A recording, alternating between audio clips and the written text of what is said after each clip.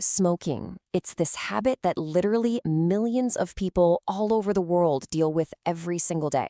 Some smoke all the time, some just now and then, and some, well, they try it once and that's it. It's such a complex thing with really deep roots. So let's really get into it. So here's the big question, right? Why is something that can start so simply, with just one cigarette, so incredibly hard to break? That's really the question at the heart of what we're going to explore today.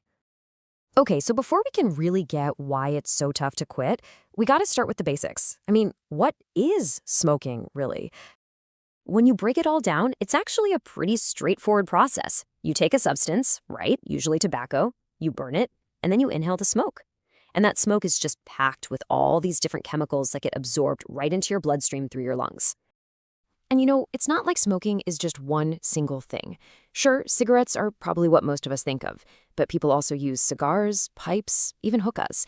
And these days you've got e-cigarettes or vapes, which are a whole different ballgame with vapor instead of smoke. They all deliver nicotine, just in their own unique way. All right, so that's the what of smoking, but let's get to the really interesting part, the why. What actually makes someone pick up that first cigarette, especially when we all know the risks?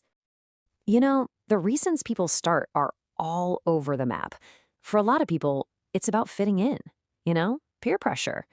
For others, it's just what they grew up with. If your family smokes, it can seem normal. Then you've got that classic teenage rebellion, or maybe just plain old curiosity. Some people even think it'll help them manage stress. And this really hits the nail on the head, doesn't it? Sometimes it all boils down to simple curiosity. That journey to smoking often isn't some big conscious decision. It's just an experiment, a little what if that turns into a habit. And from that one little experiment, a really powerful process kicks in. This is where we get into the science of it all and why quitting isn't just about making up your mind, it's a real battle with addiction. Okay, this right here, this is the core of the addiction. It's a cycle, right? You smoke, nicotine zips to your brain, and for a minute, you feel good, maybe relaxed. And this is the catch, it's a trick. As soon as that feeling fades, your body starts screaming for more. That's the urge we're talking about, and it's what makes that cycle so hard to break. And this is where that internal battle really starts. You've got your willpower on one side. That's your mental strengths, right? The part of you that says, I'm done with this. But then on the other side, you've got this physical urge, this powerful craving that's constantly testing that willpower. So let's say you decide to quit. You basically got two main ways to go about it. You could try cutting down, just smoking less and less over time, or you can go for the cold turkey method, stopping completely all at once. Look, neither one is a walk in the park. They're both a huge test of your resolve against that nicotine cycle we just talked about.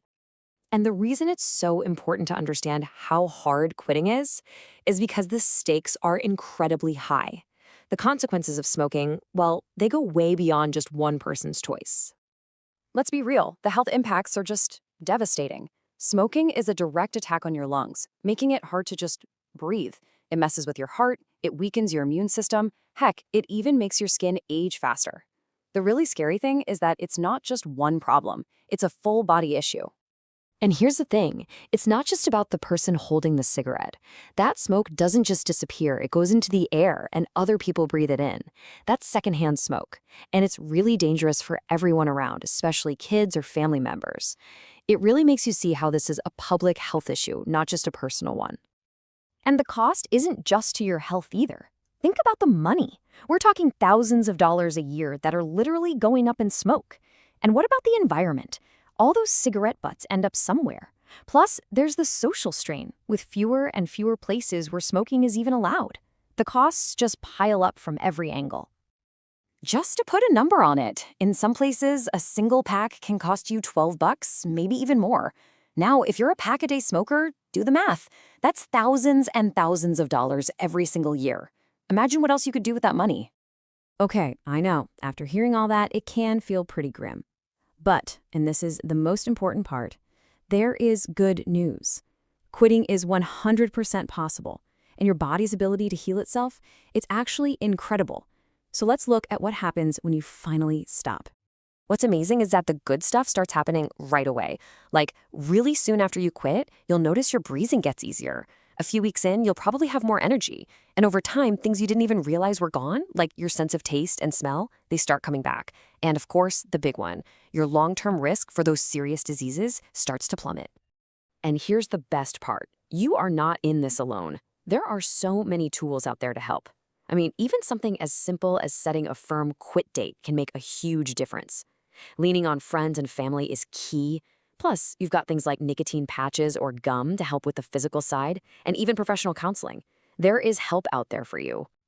You know, when you really look at it, the whole journey of quitting smoking is about so much more than just cigarettes. It's a story about willpower versus a physical urge, about choosing long-term health over a short-term feeling. It kind of leaves us all with a final thought to chew on, doesn't it? What does it really take for any of us to change a habit that's got its hooks in us so deep?